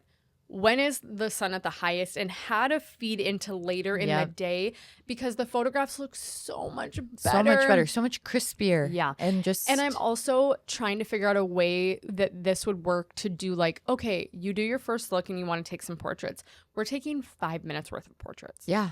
And then we'll go do bridal party, then maybe another 5 minutes worth of bridal portraits. And then we'll do family, and then maybe another, because that way the sun is continuously dropping. Different. And I can play on better lighting later in the day instead of having to do 45 minutes of couples portraits with the shittiest light. I agree. So it's something that I'm trying to, for 2026, going to bring up to people. Now, granted, I do understand if there's rain in the forecast, we're going to get your couples photos done right now. Yeah, no matter what. But also then it's probably already overcast at that point, so it's going to work out. But I'm trying to find a way to be strategic for the gallery. Because even though I think people look at our galleries and they're like, oh my God, they're stunning, I'm always finding things wrong. Not because of anything with the wedding day, but just how I go like, God, I wish the light was better, or wish. Well, I think it offers a mental break too, because when you do get in the consistency or like the vibe of like, okay, 45 minutes of photos straight, you really don't give yourself a creative outlet to be like, it becomes routine. It becomes a very routine thing where you're like, okay, I'm running through my repertoire of poses and I'm doing the same thing that I've done at every wedding. Whereas if you give yourself a little bit of breaks and then you explore different areas of the venue or of, the church or wherever you are, you have a different opportunity to tap into like a different side creatively. Agreed. Not just in terms of like lighting or composition, but of like really giving your clients something different. Because I agree with you that I could shoot for 5 minutes after your first look, then I'm doing bridal party and I've had a moment to breathe and like a different pose or prompt comes to my head and I can try it because we're not done with couples photos. Or it really allows the couple too to be like, have more candid moments, I think, because then you're transitioning from, point to point. I don't know. No, I agree with that. And they're more used to being in the camera, in front of the camera throughout the day. Yeah. So they're loosening up. Maybe they're having a cocktail, what have you. Agreed. I'm going to keep rocking and rolling through these. Documentary meets editorial. I don't know if this is a trend. I think this is just the thing people expect nowadays. Yeah. I think they expect it to look editorial, but they want it to feel candid. Yep. And they want it to look candid.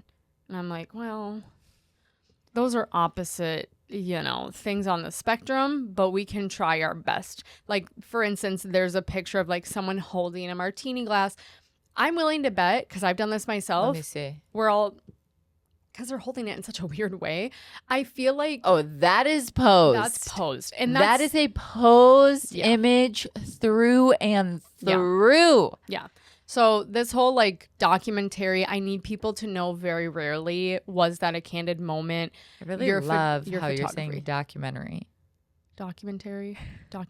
Maybe it's both ways. Maybe it's both like ways, but Caribbean and Caribbean. Yeah. Documentary. Yeah. Oh my gosh. What else have you been saying? Euthanasia, you've been saying weird. And Papa. I'm gonna have a stroke before Papa does. Okay. Unique compositions is another one that they say is trending. I don't know if this is a trend. I think this is just I think it depends on the photographer. Yeah. The style and the vibe. I'll give an example. Jess Claywell, like the composition, the architectural, like she always does that. That's like her vibe. That's what couples go to her for, is a very, very specific style. So I think, like you said, it just depends on the photographer. It also depends on like what are you being given. So if you're at a barn, you might not have the best. I like these though. I know, right? You don't have a lot to work with, so you really have to get extra creative. Like but then you have very traditional photographers. So that's my point, is like it really varies. Like you can have a very traditional photographer who does very traditional, like what's it called? Art. What's the word? What am I looking for? Whatever. Traditional classic photography. I'm like Trish Allison is coming into my head as somebody who I think is like a very traditional Trish Allison photography, Trish Bertzel. Very classic look to her photos. Yep. Stunning, beautiful. That's what I think of. So I think it's just like depends on who you are and what is like trending for you. And for like your type of photography. Yes. I agree wholeheartedly. Because right now what might be trending for quote unquote a light and airy traditional photographer is going to be very different than a dark and moody photographer, and the couples that are leaning each way. What's next? Tilted angles, which is called a Dutch angle. Okay, been here. Dutch angle's been here. I love a Dutch angle. I do have some couples who during their consultation say, hey, they don't like it. I can appreciate a Dutch angle for a certain reason, but I need most of my photos to be level. Do you feel this is tilted? I feel like it's cropped in. I don't feel like this is tilted. Yeah. I don't really think that looks very tilted, but I definitely have couples who are like, I love it. And then I have couples who go, please use that minimally. I do have to call Nikki out really quick, just public, because I think this is so funny. I think that her wrists, like for all the working out she does, she needs to work on the wrists. They get tired. When I shoot or when Nick shoots with me. Oh my God, my These hands, photos, my camera's so heavy. They're so fucking heavy. And for me, in post, I just and it automatically puts it so spot on normal that I'm like, well, there's that. What? You gotta. I thought that was the ghost again. I will say, and I'm not saying this is a difference between you and I, but there's differences that I see in our work in terms of the raw.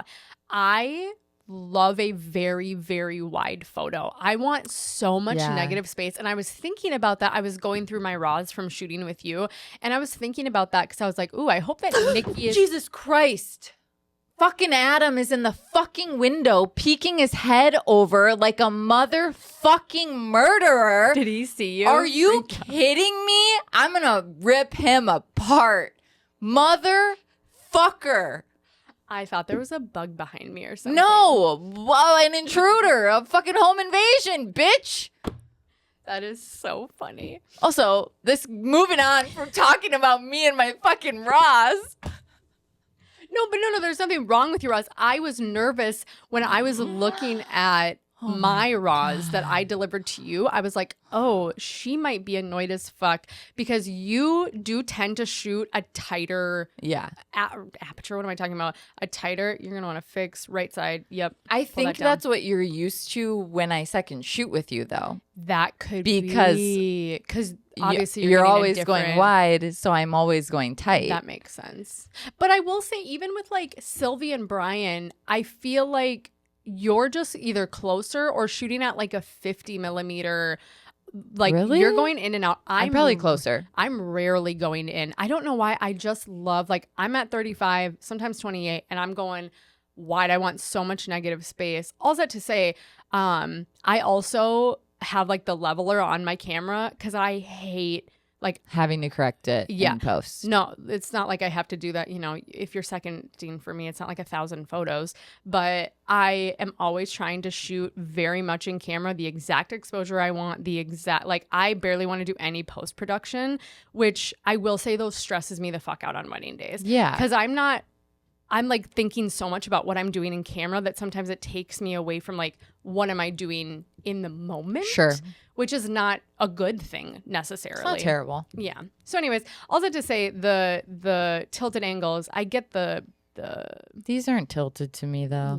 cinema worthy films. I'm gonna skip over that. We're not Me videographers, too. We're but not. like vintage videos, I will say also the one that they're sharing needs to be color graded better. I don't think that was a great idea. But the vintage films or vintage videos Could be their vibe though. Like it's their editing vibe.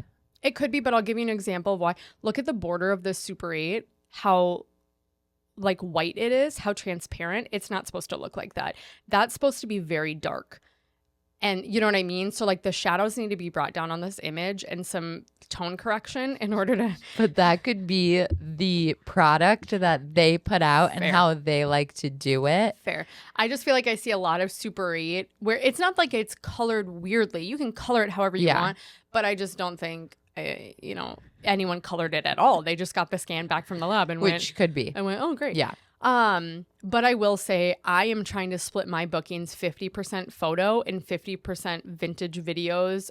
My first roll of 16 millimeter just got received by the film lab, so I should have that in a couple days. I'm so excited. Is that from? Yeah, I'm so excited. Yeah, I'm excited. So I'm throwing that out into the universe that I'm trying to book more video bookings and we'll go from there. But yeah, those didn't really feel like trends. No. Those aren't like trend setting. Those are just like that's things in the industry. Yeah, that I are feel there. Like have been popular for a hot minute. So I cannot believe Adam in the fucking window. You scared the shit out of me. Well, oh my God. Imagine if I had a window behind me and some man's head popped up and we're talking about childhood trauma 0 to 5 and being jumpy and startly. Hello? Did he see you see him? He must have. He just runs. Fucking guy. God. I guess I would have just assumed that was the man who owns this house. Yeah, but it came out of nowhere. Oh, that's And fair. he's just eyes look like creeping in the window like a peeping Tom. It's not like he was walking by the house. I'm going to try to make a trailer for this episode. He went like this. And I'm going to include your jump in Fucking the trailer. dude. Okay, guys. Anything else before we close out? Oh. How you feeling? You ready for your High Rocks competition? No, you guys are going to kill myself. I remember when Adam and I first started dating, I made a joke about killing myself, and he was like, I had a friend who killed themselves. I was like, well, that's not funny, but what I said Literally was funny. toughen up. was like, Like what? I'm not being serious, Adam. Well, thanks for joining this cocktail hour. Don't forget to review, subscribe the pod wherever you listen. Yeah, do that. And follow us on Instagram at cocktailhour.podcast. Bitches. I'm She's over it. delusional. I'm over it. I've gotten 3 hours of sleep. I got to do a 6-hour road trip. I'm about to go pick up my girl Vanessa, who's going to carry me in this competition tomorrow. I was going to ask if anyone, so you and your partner are driving out together? Yes, and we're staying together in a hotel. My mom was supposed to come with us, and she was going to be like our BTS girl.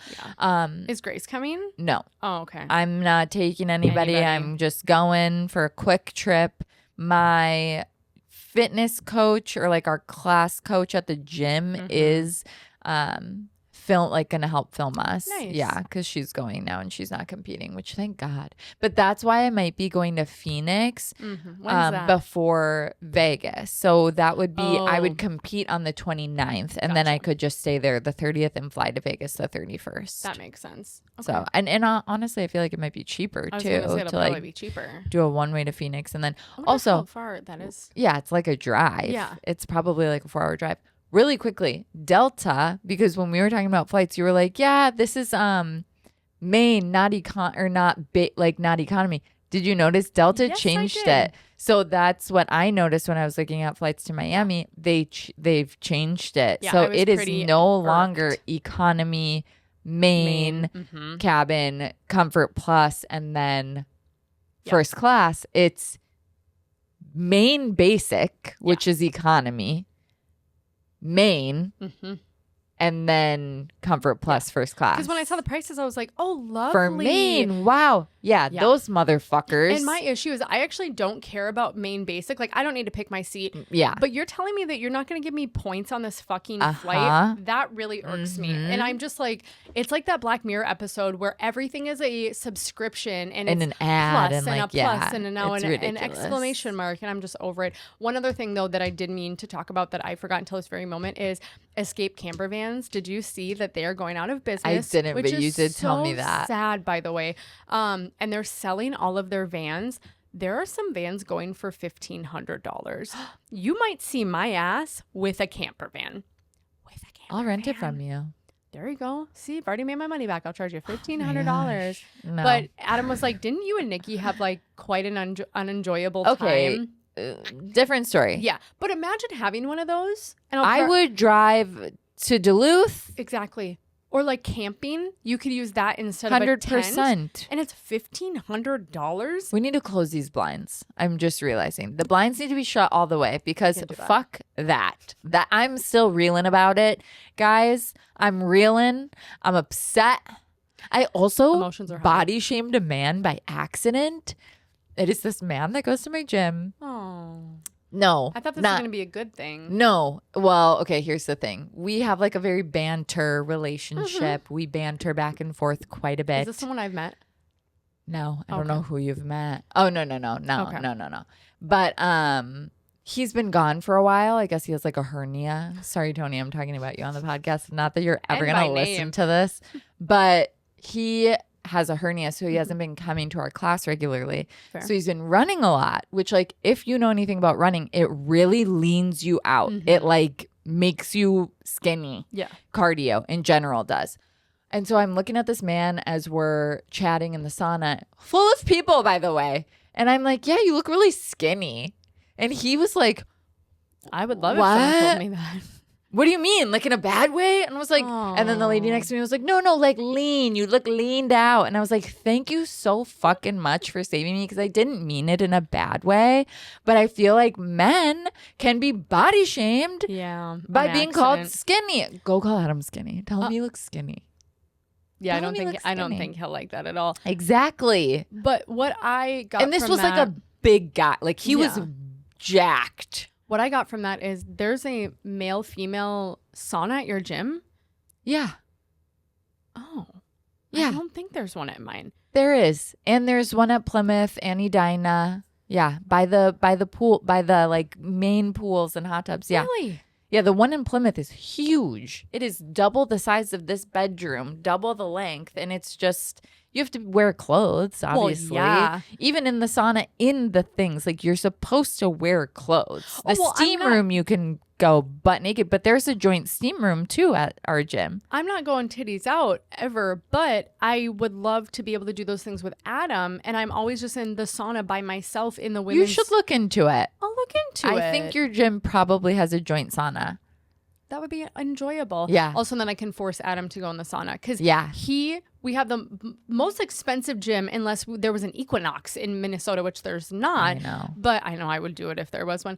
But Would not. I always like to use the amenities and then I don't work out. Adam only works out and doesn't use any of the amenities. And I was like, we should be paying for one membership instead agree. of two. So I'm trying to get him to use the amenities and he's trying to get me to work out. And I'm not going to budge, but he'll budge. Anyway, Anyways. folks, that's it. Thanks for tuning in for 2 hours. Yeah. We'll see you guys next week. Bye. Later. That's not it. Say bye. Bye. There we go.